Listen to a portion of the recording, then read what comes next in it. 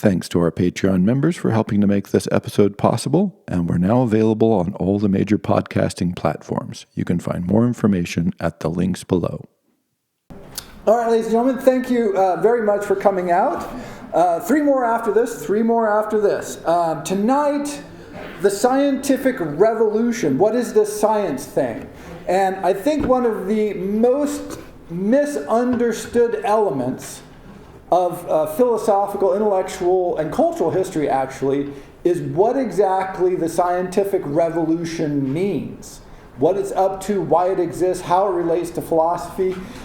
And I think this is odd because two reasons. One, the scientific revolution, hugely important, right? This is not like a minor occurrence in the history of the world. It's a major occurrence in the history of the world, which we live in. I mean, we are, again, like the Enlightenment, we're the children of the scientific revolution. It is what we think. It is the philosophy we have, whether we know it or not. And second, people seem to have forgotten that this is a philosophical breakthrough. And so I think this is one reason people get confused about what science is and how it works and what it's supposed to be doing. And I hope to sort of elucidate both what it is and then some of the confusions we have around it, where that people make errors in thinking about what science is doing, what it's supposed to do, how it functions. And again, it's because we've forgotten that it is a philosophical revolution and the nature of that revolution. So what I want to do is make a pitch to you that to understand science, what you want to think of is empiricism industrialized. So you have a philosophical development, empiricism, that meets the Industrial Revolution. And what science is you take the philosophical breakthrough of empiricism, which you get in the Enlightenment, Hume, Locke, it predates that, but I mean, it really starts to come to the fore in the Enlightenment. And then you just give it industrial structure, which we'll talk about. That is combined, makes the scientific revolution, which we live in, and completely alters the course of history, 100% totally. One of the most important revolutions in the history of mankind, but without shooting people. This is one of those great revolutions where people didn't get shot. I'm really pro the not shooting people revolutions. And so historically speaking, it's been a titanic shift in how we live and think and view the world without a lot of people being shot, which is, again, historically speaking, incredibly rare. And so I'm very pro the scientific revolution, just if for no other reason, for that purpose alone. So, first, where does this begin? Again, origins, take your pick. Turtles all the way down. But if one place to start is Francis Bacon. Common choice, so we'll just go with Francis Bacon. You could choose people a little earlier. Like I said, I mentioned Da Vinci and the Renaissance. He was definitely pushing empiricism without having that concept in his mind. But if you look at Francis Bacon, he is one of the early proponents of sort of experimental knowledge, which comes to be called empiricism. So, but he really pushed it, particularly in his Novum Organum, which is just sort of new systems, new thinking, new ways. And so here's the quote that's from the Novum Organum, 1620, by the way. Now, my method, though hard to practice, is easy to explain, and it is this. I propose to establish progressive stages of certainty. Notice that, progressive stages of certainty.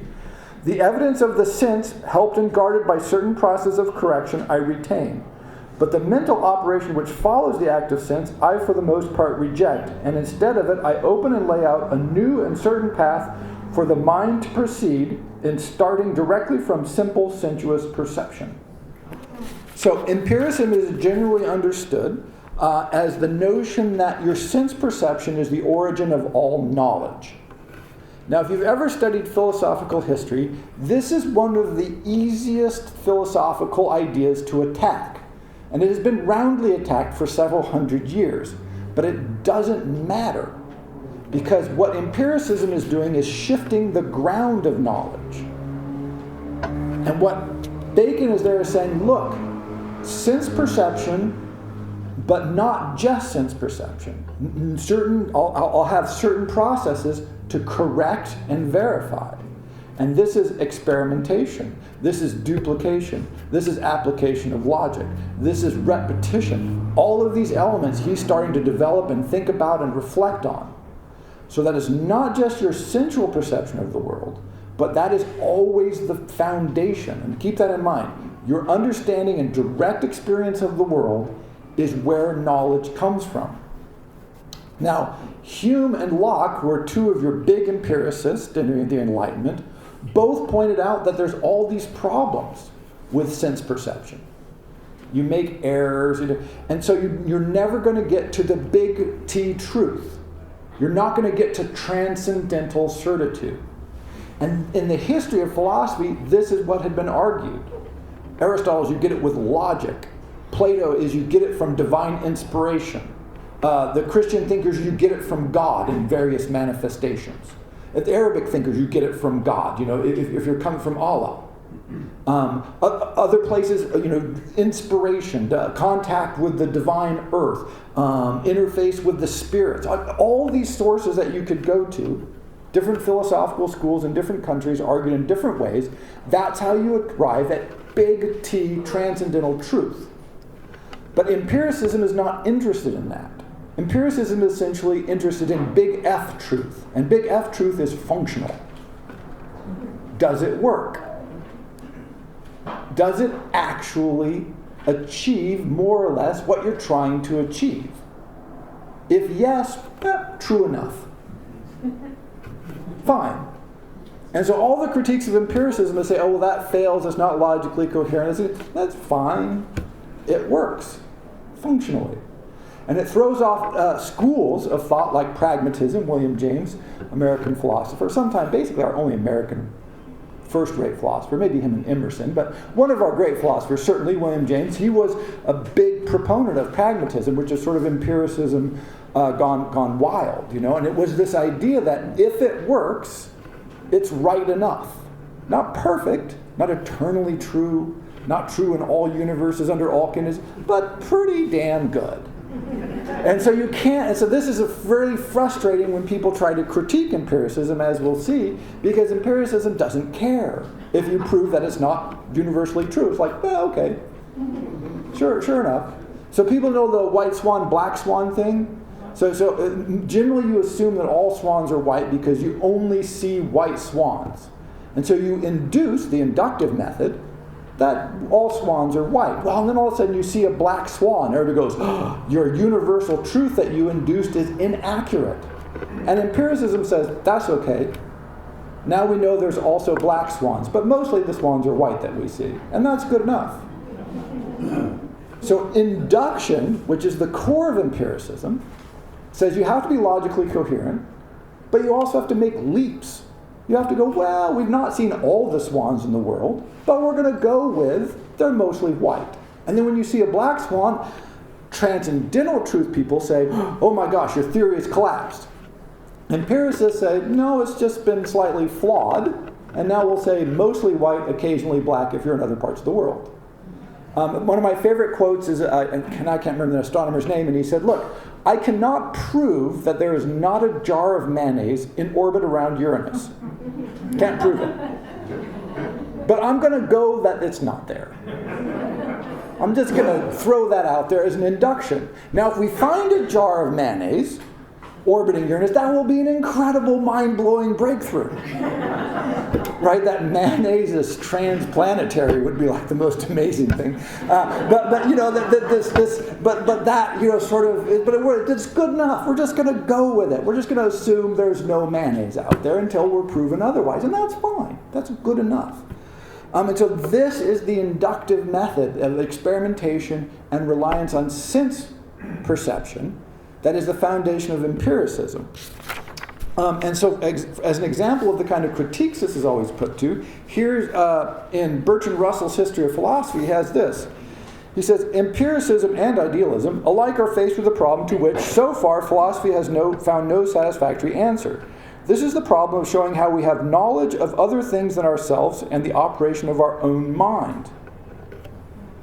So they say, if you only allow sense perception, then the only thing you could have knowledge of is what you know directly and what happens in your own mind. And wow, that's an incredibly limited take on the world.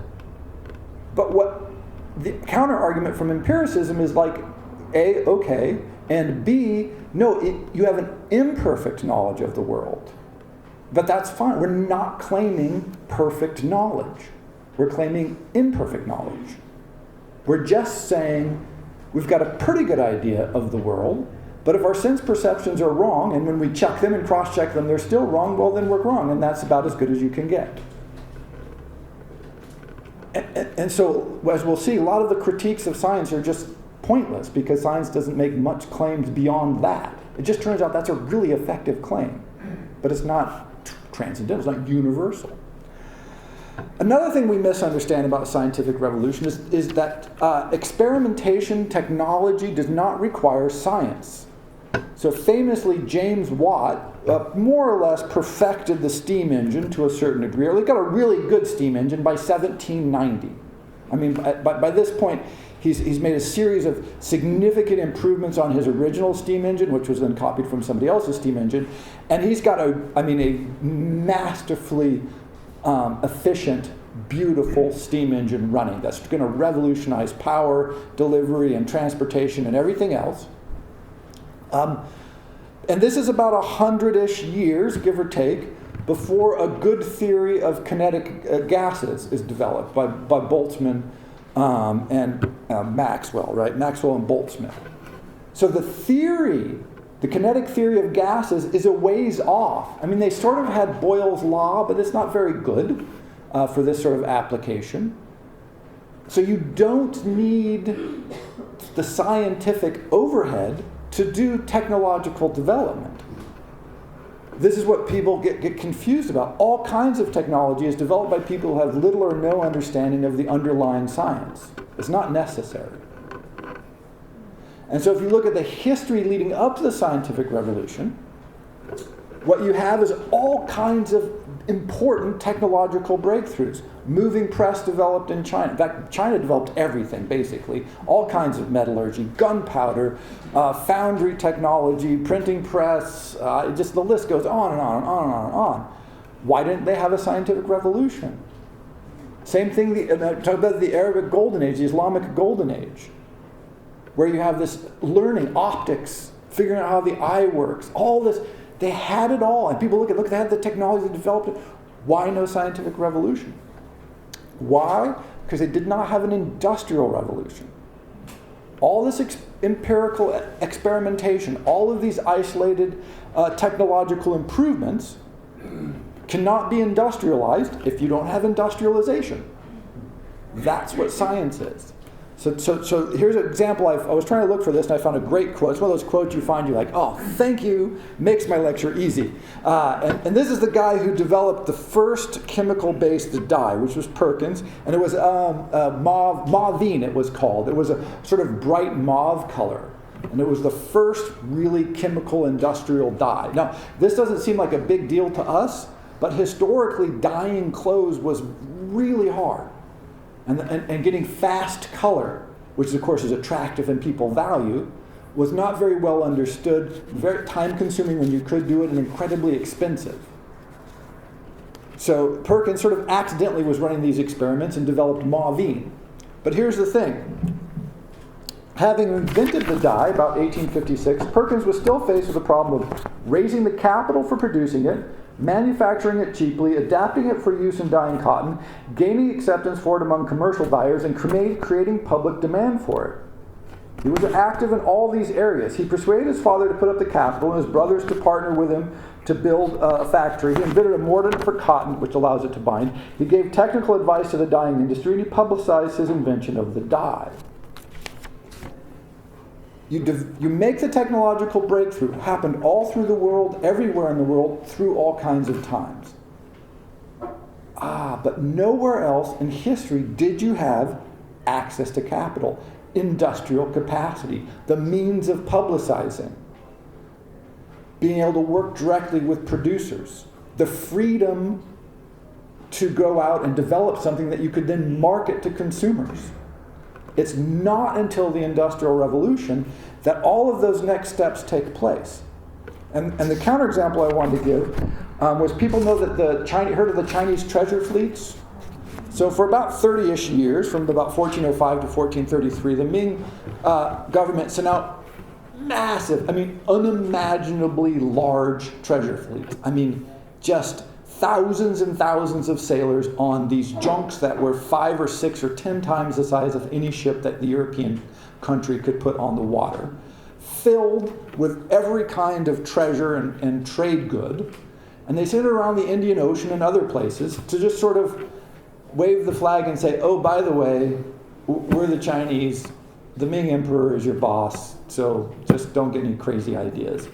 So and you have to imagine that it's 1420, the biggest boat you've ever seen holds 20 people, or 40 people, maybe 100 people, which would be huge, and a junk the size of a small aircraft carrier with 5,000 sailors on board and 300 other craft pulls into your harbor. Your first thought is, well, we're about to get invaded. And then when they don't invade, your second thought was, well, that was great, and we better do what these people say. Because, wow, they're right? So these huge fleets went out. And then the Chinese government said, no more of that. We're not doing that anymore. We're just going to leave those ships to rot. We don't do that. And there are several reasons for this. One, they weren't trade missions. They weren't trying to do business. And so they cost money. They did not make money. Two, any sort of trade or merchant activity made you low class in the Confucius system. So the government was always suspicious of traders and merchants. And three, there's an internal power struggle in the palace, basically, oversimplifying, between the eunuchs and the Confucius mandarinate. And the Confucius mandarinate doesn't want anything to do with the outside world because China is self-sustaining, which it was. It did not need to go out. And so why? We have everything we need. And to varying degrees, many of the court eunuchs are like, no, this is a good idea. We should do it, intellectual development, reach out, expand the Chinese empire, all those sorts of soft power arguments. But nobody was making the arguments of, oh, let's expand trade and develop knowledge and make money. All of which seem perfectly like, why would you send boats out? We think, oh, you send boats out to do trade, make money, expand knowledge, or do research. No, that's because we're children of the scientific revolution. They didn't have that outlook, and so what was going out in the world, what they were making discoveries, they were sort of reaching out, they could have done all this trade, they're like, man, we're indifferent to all that. We don't care. And so you couldn't raise capital for this. You couldn't make all these experiments and inventions happen because their infrastructure wasn't there. Flip it around the other way. What if there is the infrastructure there? This is where it gets really interesting. So what people like Perkins and Watt and thousands of others discovered is if you develop a dye and you get it to market, you can make a lot of money. I mean, a lot of money. And so people start not just investing in this, but actually investing directly in research. We're just going to hire some people. Perkins developed a dye. He's making a fortune. Why can't we make a fortune developing a dye? What do we need? Well, we need chemists. Where are we going to get chemists? I don't know. Let's go to Scotland. They've got good universities. You don't go to Oxford and Cambridge for chemists. You go to Scotland. Or you go to France, or you go to Germany. And you start endowing the colleges and universities and saying, hey, we need chemists. And they're like, well, we don't really have chemists. We'll make some chemists, all right? So we'll do chemistry departments. Okay, now we've got chemistry labs and chemistry departments. And now industry starts developing research laboratories. So, but people know Thomas Edison. Everybody says Thomas Edison was a great inventor. He was a pretty good inventor. No fault there. What he really invented was the research laboratory. Now that's genius. He had some good inventions, and he realized, I'm one guy, I can only invent so much. But if I hire a couple of hundred other guys, mostly men, by the way, unfortunately, if I hire a bunch of other smart people and put them to work, we can invent a lot of stuff. So his whole business was just to create things. That is empiricism industrialized. So science gets this huge push because you start getting professional researchers. Why do you want to learn about chemistry? A, because chemistry is interesting in itself, and B, because it can be applied to solve real-world problems. And by problems, I mean things like, wow, we don't have a beautiful blue, and the world would be better if we had a beautiful blue. Or we want to have anesthesia for patients so they don't die. or they don't suffer pain, or all these things. And so they just looked around the world and they said, if you can solve a problem, you can make a lot of money. This is the scientific revolution. Thousands and thousands of people dedicating their lives to doing research in the hopes of making a breakthrough. Not a guarantee. This is all very risky. But with the hopes that you make a breakthrough, and that breakthrough can have a humanitarian use, can be financially beneficial, can add to the sum total of human knowledge, can make a difference. That's unprecedented by world history. Because this is where we've lost track of the change. Should you try to improve the world? Is the world improvable? Now, if you believe in the fallen man, the original sin, no. God made the world the way the world's supposed to be, and if you go mucking about in it, you're only going to make it worse because you're damaged and ignorant. 2, where does truth come from? Here's the real thing. If truth comes from a laboratory, what if the laboratory comes back and says, something that you've generally believed is false? The earth might actually be going around the sun, says the crazy guy Copernicus. Now, this doesn't bother us so much today, but if you have your authority is vested on the point that the earth does not go around the sun, you're not interested in hearing this.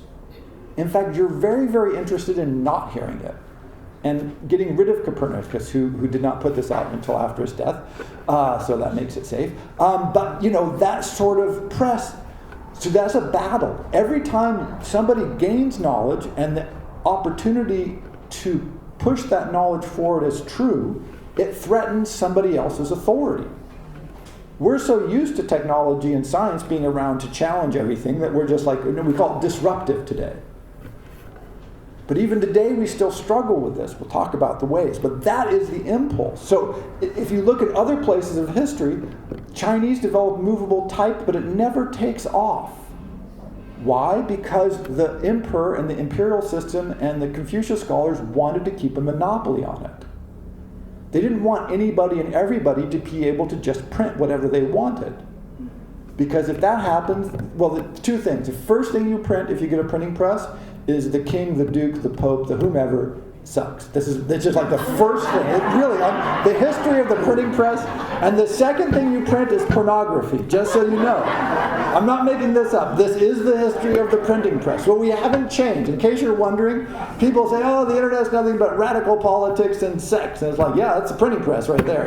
First thing, bang, bang, bang. So the censors, all of those people, they were right. They're not wrong. They knew what people were going to do with this technology because that's what they did with the technology. Way back then. It's not us. It goes all the way back. And so they weren't wrong about what it was going to be used for. The difference was the Chinese government had the capacity to enforce it. In fact, one of my favorite examples is the Chinese government was the first to have widely circulated paper money because they said no one's going to take paper money, right? Fiat currency, what a crazy idea. Except the Chinese government put on there, you have to take this currency under pain of death. And it turns out that people will take that as currency.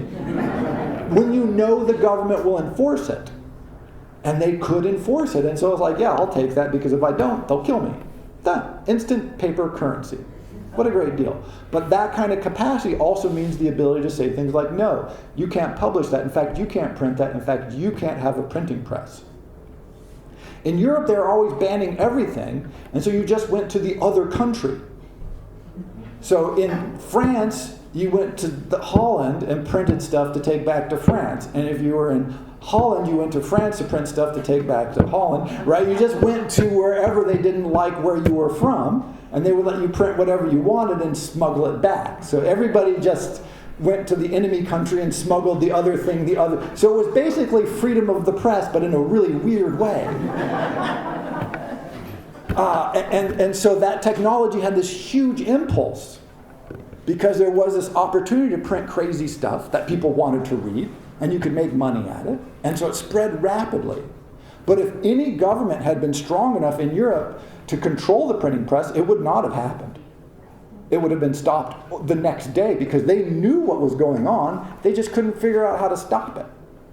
Because again, people just went across borders and smuggled everything every which direction. So they're constantly burning books and banning books, but it didn't really have that much of an impact. Other places they could control it. And again, every time you get a scientific breakthrough, it probably is going to upset somebody. This is what, it's weird for us to think about it because again, we're so used to the notion, oh, this must be good.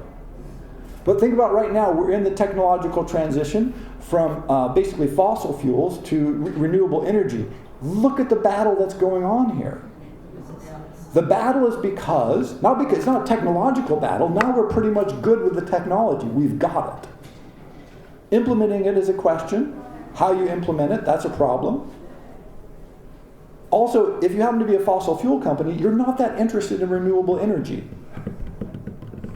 And so they don't want you to just walk away with, they're not just go, oh, okay, this is a better deal, great, that's fine. We'll just forget that billions and billions of dollars we've invested in the fossil fuel infrastructure. We're good, call it a day. No, they're not saying this in any way. The difference is, in 1600, development lost the battle almost every single time. Today, the resistance to development loses the battle almost every single time. That the scientific revolution is that just endless push, even against authority, even against power, that just says, look, this is a better, and it works. So the argument for solar panels is that they work. Why are people putting solar panels on their houses? Because they work. It's not an environmental argument, because people have been making the environmental argument for 30 or 40 years. Why are they installing them now? Because they really work now. Wind power, why do people do wind power now? Because it really works now. Before, it didn't work that well. Why are people buying Teslas, electric cars now? Because they're nice. Before they weren't that nice, so people didn't buy them. Empiricism. You can make the philosophical arguments, you can make the environmental arguments, you can do all this stuff. That's all nice. Empiricism does not care. Empiricism's first and last question is, does it work? If yes, good. If no, bad. But this is, again, really challenging. And it's why we misunderstand how science works. So people say, oh, Einstein's theories overturned Newton's theories. Yeah, yes and no. But they say, well, Newton was wrong. Yeah, his conception of the universe was wrong, but his equations work, so we still use them.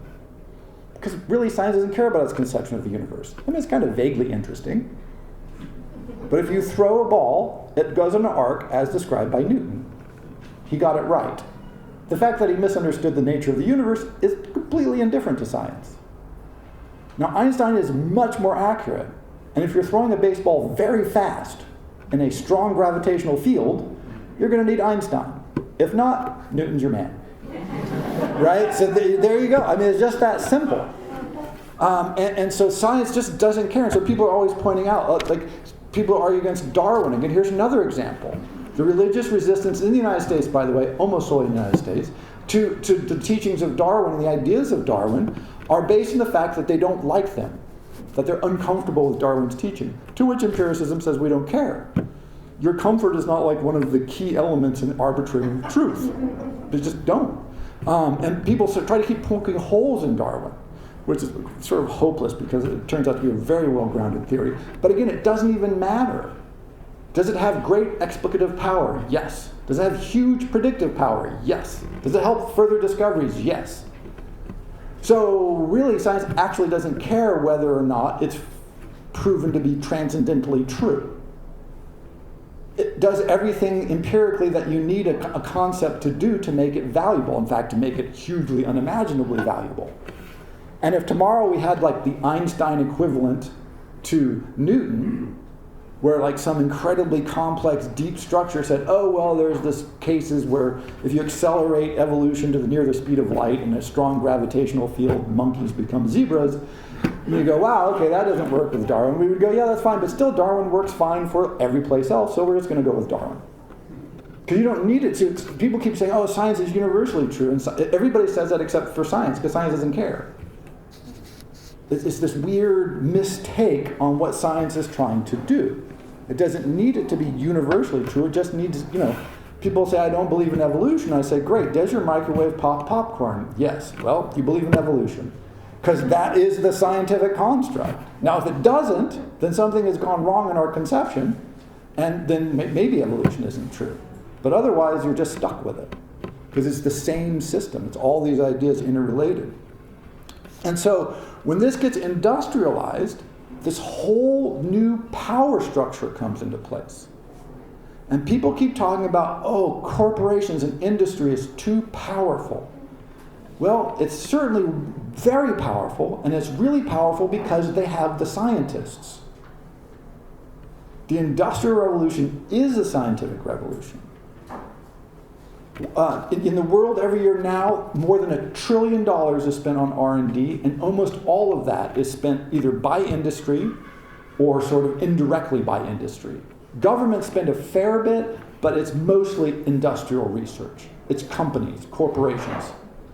This is an unimaginably vast amount of money on people doing crazy stuff. And people always say, oh, they're doing this crazy research. Why are they wasting money on their... Why are they doing... Well, it's because maybe, just maybe, you'll do something that allows you to, come up with a new kind of silicon chip. I mean, when they invented the first silicon chip, the first switching little resistor guy, what do they call that stupid thing? Transistor, thank you. The transistor, one of the comments was, hey, we want a Nobel Prize for it, but it's the most useless thing we've ever come up with. This was their observation. This is totally useless. It's cool and interesting, but useless. It turned out to be slightly less than useless. Right? The transistor turns out to be a good invention. And you just go, there you go. Nobody knows what this stuff is going to be good for. But what we've developed is a faith, a belief, that if enough people invest enough money, something good will probably come out of it. And good stuff comes out regularly enough that the whole thing keeps functioning. If science stops making breakthroughs, basically the industry would collapse. The Industrial Revolution would be over. The information technology revolution would be over. And people keep saying, oh, it's the end of science. Oh, there's nothing more to discover. Oh, well, it's just nonsense. It's just crazy. You'll know when that day comes when the entire global economy grinds to a halt. Until then, it's probably, people keep saying, oh, doom, we're going to run out of resources. No. The most important resource we've had, and the most important resource we've had for about the last 400 years, is simply human ingenuity. That's the only resource that we are in danger of running out of, and it doesn't seem like we're going to run out of it anytime soon because of the scientific revolution, the industrialization of empirical thinking. And that's why corporations have so much power. But where did the power come from? It didn't come from no place. It came from political authorities, social authorities, and religious institutions. It's just that simple. It's a transfer of power. They haven't created more power or new power. It's just power that was traditionally held by these other social institutions has been transferred to the evil merchants that all of the political and philosophical systems had always warned everybody about. And they were right. Don't trust the merchants, except for they were wrong because it's also great. Right? So it's that all their fear of the merchants, they're going to take the money, they're going to use it for base things, they're going to change everything, they're going to disrupt our lives. We don't trust them. And we don't trust them either, but we love them.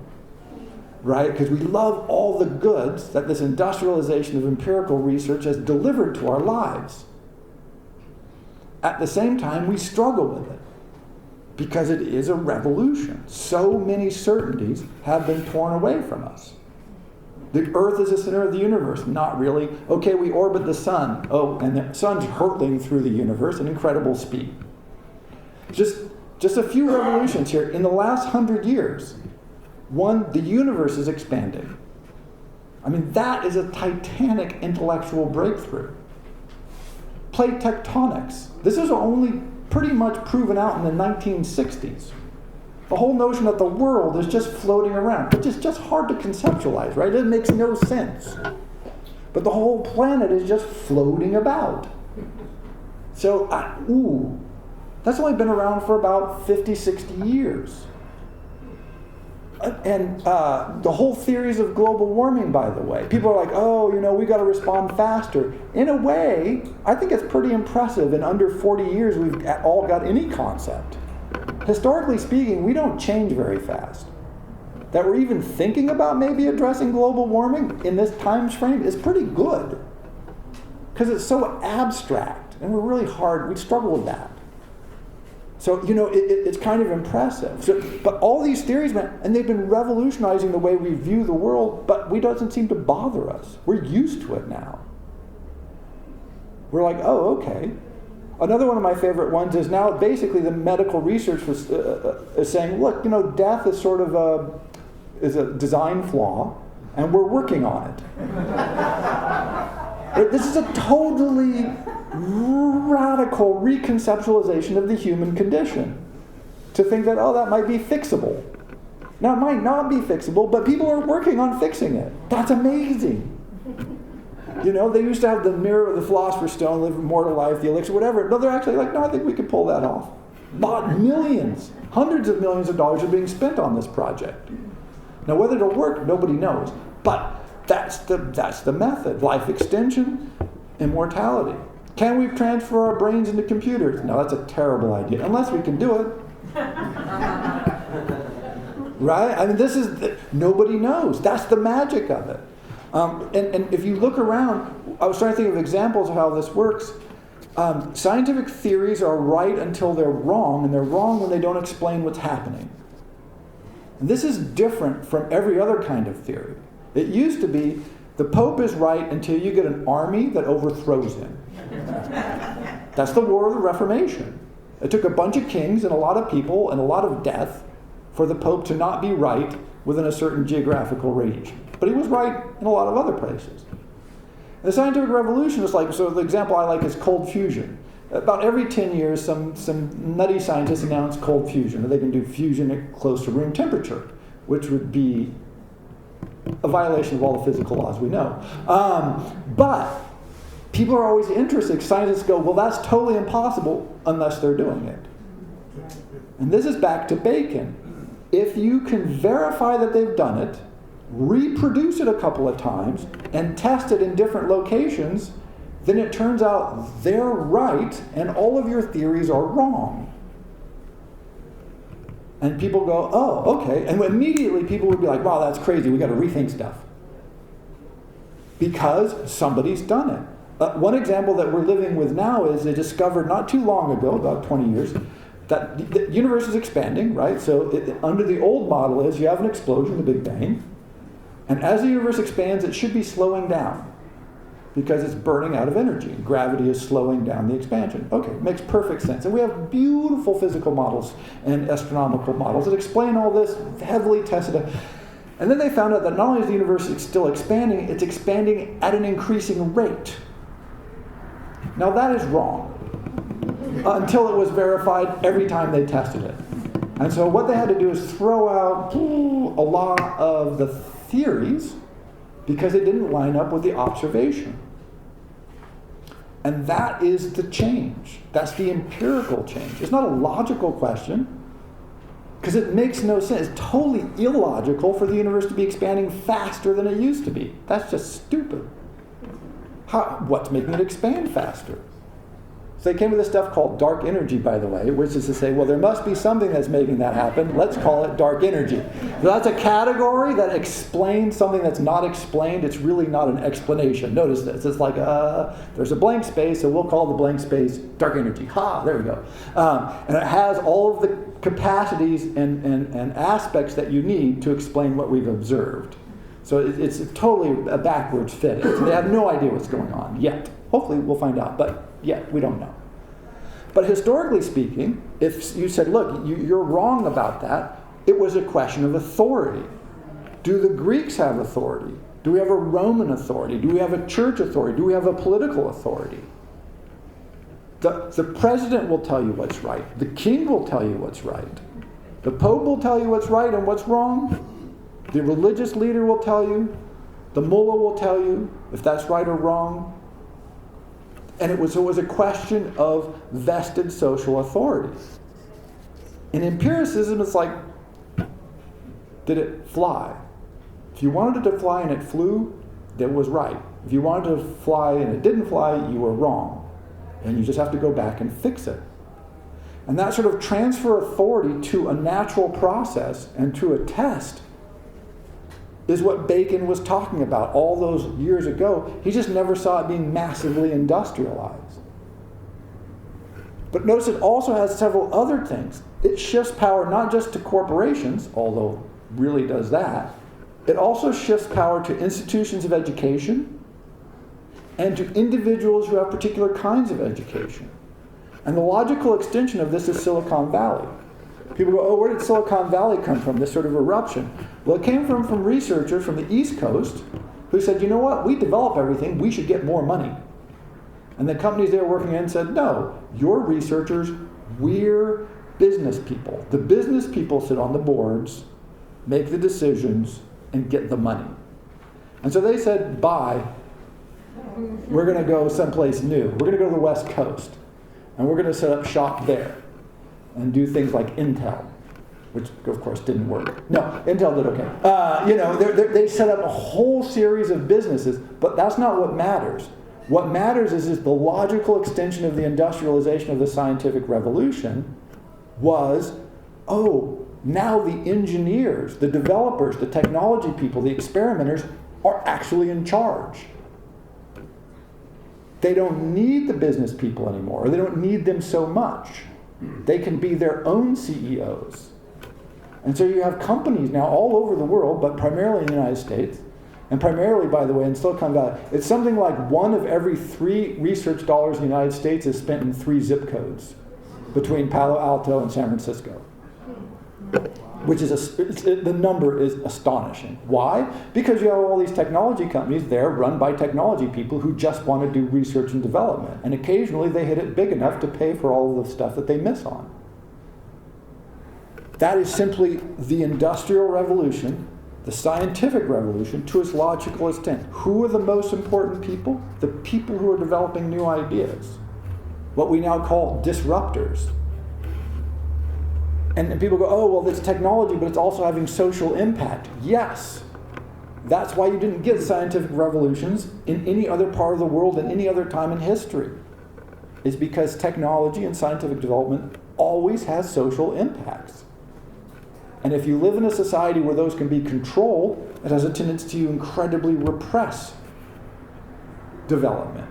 If you can control capital flows, which most societies tightly regulated. If you can control education, which most societies tightly regulated. If you can control the markets, which historically speaking, it's hard for us to get our minds around it. But if you think of medieval markets, all this is true in China, it's true all over the world, Arabic world. Market days, market fairs used to take place often outside of cities because it didn't want those traveling traders inside the city. Or one of my other favorite examples is if you were in like a barrel making trade, you had to wear the clothes of that trade. And if you said, you know what, I can make a better barrel in a different way, and you tried to set up shop someplace in that city you were in, they would beat you to death. And that was legal. It happened all the time. Because you're like, well, if you make a better barrel, you're going to put out all the existing barrel makers. So to protect that and to protect our jobs, we're just going to kill you. This perfectly regular. These guild wars were absolutely a regular part of merchant cities in the Middle Ages in Europe. The trade wars with China. China basically didn't want to import anything. The opium wars between China and England were based on the fact that England was buying everything from China, particularly silks and porcelains, tea. And China just said, we don't want anything from you. Wool? You have wool? That's hilarious. We have silk. Right? I mean, that's a bad deal. If you have silk, you don't buy wool. And they're, oh, you have cotton. Really great invention. We've got silk. What do you have? You got nothing. We got pork, that everything. And so the one thing that they figured out that they had was opium. And the Chinese said, no, you can't sell opium to us. It's a bad thing. We don't want it. And so they had a war so that England could sell opium to China so that they would get some of their money back. So, that notion of just closing off trade, restricting trade, and not allowing certain things to trade, limited number of days, limit who can do it, all of that will stop a scientific revolution because it can't have access to capital. All the stuff that Perkins needed. You don't have access to capital. You don't have access to markets. You don't have access for the money to invest in developing a new technology. And so what we live with and what we live through is this fundamental, transformation of the philosophical outlook of the world. We are basically now all empiricists. We really do look to see if something works. And if something works better than something used to work, we are quick to adopt it. Historically, this is just not how people behaved. We've always done it this way. We're never going to do it differently. In fact, even recently, there was a war, the Serbian war in Kosovo. A bridge was blown up, an ancient bridge. And they said, don't worry, we're going to rebuild it, and we're going to make a more beautiful and even more ancient bridge. Which I just love that concept, a more beautiful and more ancient bridge. That is the outlook of most of world history. Even when you were doing something new, you pretended like you were doing something the way it had always been done. That's how you snuck it in. So it wasn't new, this is just some slight modification. And we've come to the other side. We're the children of this empirical revolution and outlook. We're really dubious on truth. We almost don't care about truth, we really care about functionality. Is it close enough? Is it reasonably efficient? Is it moderately effective at what we're trying to accomplish, whatever it is? If yes, hey, we're pretty good with it. If no, then now we don't like it, no matter how much justification it has, or how many people argue against it. So think about all the arguments that are made against, for instance, like cell phones. Oh, they're evil, they're bad, they're distracting, they're destroying your life, da, da, da. That's why nobody uses them anymore. Right? I mean, it's great. Every argument you can make against it is true, but it doesn't matter because we like it. And it works. Until it doesn't. Or until something better comes along. Something better comes along that we like more. We'll just throw the cell phone aside. And a multi-$100 billion industry will go downhill, and some other new industry will rise. And people are working on it right now. Because if you can replace the cell phone, you're going to make a lot of money and be famous. It's going to be great. Because people will go, oh. Because how many people don't even have a landline anymore? Right? Lots of people ditching the landline. There's a hilarious video online, and you can see these two young kids. They're about 15, and their dad has a old dial phone in a box. And he says, okay, I'll give you 5 minutes to dial a number. And they cannot figure it out. Because they can't figure out how the rotary relates to the numbers on the phone, and you're like, wow, we've ditched that technology just like that in a decade or so. We're just done with it. And that was a huge, AT&T was still a big company, but they had to change everything they're doing. Historically speaking, AT&T fight you to the death with soldiers to keep people from taking their market share. Now they fight with more scientists. Philips, the French supergiant technology company, for a while was hiring everybody who graduated with an engineering degree related to satellite communications everywhere in the world, because they had worked out that if they can just monopolize all those people, then they win. And so they did win for a while. But I thought, what a genius idea. Just hire everybody. They were just hiring everybody. That's great. That's brilliant. They just hired so many, and so they had all the engineers, so they had all the patents, and so it turns out they're making a lot of money on that because they're like cornering the market. Genius. Right? But back to Bacon. All the way back to the origins of this. When he was proposing this switch to say, look, your sense perception, carefully checked, repeated, pondered, reflected on, within a comprehensible system, is what matters. It was even controversial then, because everybody said, well, if you can judge what's right and wrong, as we've mentioned before, what role does a king have? Right? How is a king supposed to tell you what's right and wrong? Answer, well, he can't. Unless in your judgment, the king is the best person to tell you who's right and wrong. And it turns out that very few people arrive at that on their own. If you haven't been raised being told that the king knows everything that's right and wrong, then you don't go for it. By the way, if you've ever read Shakespeare, this is one of the things that just doesn't resonate with us. It's really clear that Shakespeare pretty much felt that how went the monarchy, so went the country. That if the king was being evil and murdering people, as he is in most of the plays, something rotten in the state of Denmark, Richard III, then like you had plagues and locusts and famine, and it was like, what? No, it's not true. Lots of stuff goes on. The king or your religious leader is not the end-all, be-all. You have a lot of say. You have a lot of freedom. And that empirical revolution that transfers power to the educated, to the researcher, to companies, to capital, is our world. But this is why we misunderstand the scientific revolution, is because we think of it as sort of divorced from the world sometimes, I think.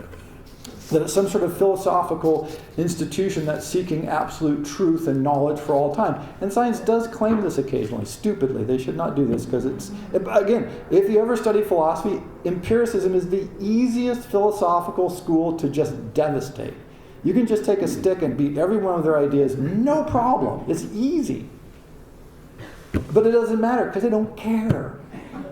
Because the damn microwave still pops popcorn.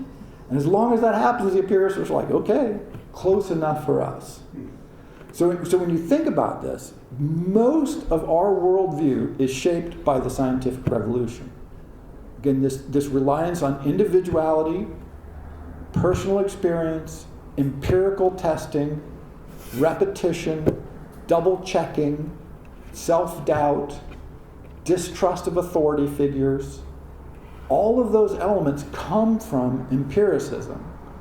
And then that empiricism just got incredibly turbocharged because it got the investments of major governments and major business.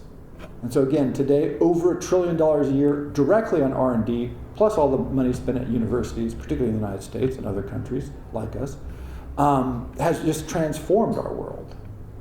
And so if you ever look at the stock market, or if you ever have any investments in the market, often you go, well, what is this company going to do in the future? What new ideas are they going to develop? What new things are going to believe to the marketplace? That's just the scientific revolution internalized. The belief that all these companies are going to develop something new and amazing next year or the year after. It drives our whole investment structure and is completely anomalous in world history. This was never the idea in world history. Now it is. We all believe it. It's just our philosophical outlook, pretty much, that we don't reflect on.